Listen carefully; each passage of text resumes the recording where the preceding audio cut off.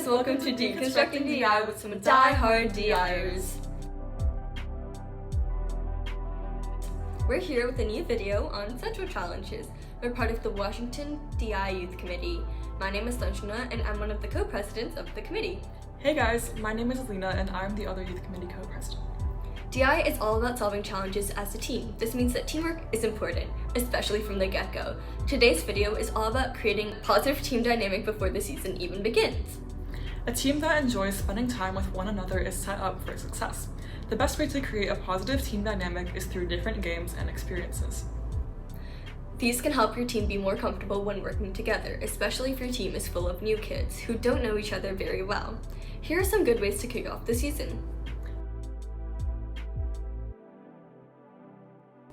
First, have them eat some food together. This can be a great conversation starter for your team, whether or not they're getting to know each other.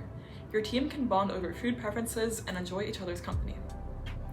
Another idea is for your team to play some improv games. Even if your team isn't planning on doing the improvisational challenge, improv is especially important for ICs and can help your team get comfortable with one another. One common improv game is the bench. It begins by having one person create a character that sits on a bench. Then another teammate must come up with another character who has an outlandish motive to also sit on the bench. The goal is for all the characters to have unique personalities that begin the scene by wanting to get on the bench before another character comes along and drives them off of the bench. It's a great acting exercise and it's a nice icebreaker for the team. Another improv game that can bring a team together is the one-sentence game. In this game, one team member says a sentence, beginning a story, and the next person builds on it with another sentence. The goal is to make sure something fun is always happening, one sentence at a time. The game generates fun stories and can get the whole team involved and ready to work together. Even simple games like Two Truths and a Lie, Mafia, or Count to 10 can help the team get to know each other a little better. One of the biggest takeaways teams should get from these games is practicing clear communication and teamwork. When issues arise, it's important that teams can talk through the problems without hurting each other's feelings. The team should be comfortable with all sorts of discussion, even if it's troubling at times. Setting positive team dynamics in the beginning of the season can set the tone for the rest of the year by simply helping the team foster a space for open discussion and communication. Other than simple team bonding exercises, it's important for your team to begin the season by setting team norms.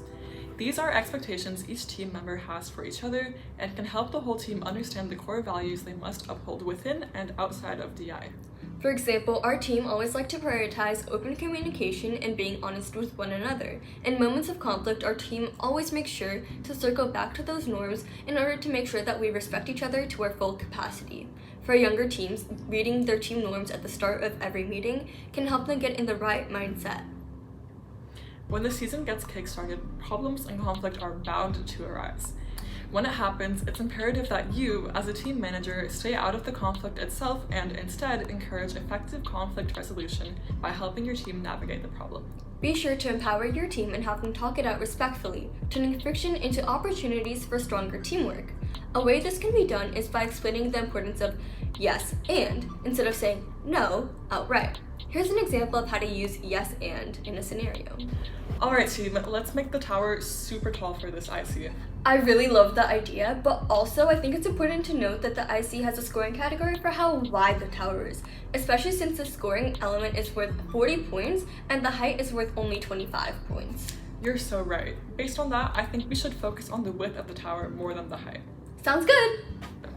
When it's time to work on props, backdrops, the performance, or anything else in the season, moments for improvement will always pop up. If a team member expresses that they are unhappy with some work that they did or someone else did, it is important that they share that sentiment in a constructive way. Constructive feedback focuses on the project's needs rather than personal critiques, which can be a hard skill to grasp at first, but with time, practice, and patience, the skill will slowly develop. DI is all about building solutions together, not tearing down each other's efforts. It's very important to highlight that feedback is about the work, not the person. Here's an example. Alright guys, I just finished building the structure. What do you guys think? Oh my gosh, this is so ugly. Why'd you waste these past 3 meetings on this trash? Pause! This is not the way your team should discuss feedback. Here's a better way to go about this situation. Alright guys, I just finished working on the structure. What do you guys think? Thanks so much for your hard work. This element looks so good, but I think we can add XYZ elements to really enhance the structure. Maybe we can even modify this section a little bit to integrate it better into the story. What do you think? I really like that idea. Let's do it! While this is a great way to go about solving the situation, sometimes people can be resistant to change. It's important to remind them that the feedback is impersonal and has nothing to do with the person themselves. As team managers, it's important to let your team talk through their own problems. However, if feedback becomes less constructive and more critical or personal, it's okay to intervene and help facilitate more productive conversation. Every team is different and unique in their own way, and as a team manager, you might not know how to help your team at first, but using the techniques we've just mentioned, we hope your team manager journey is a little smoother. That's all for today's video, and we'll see you guys next time!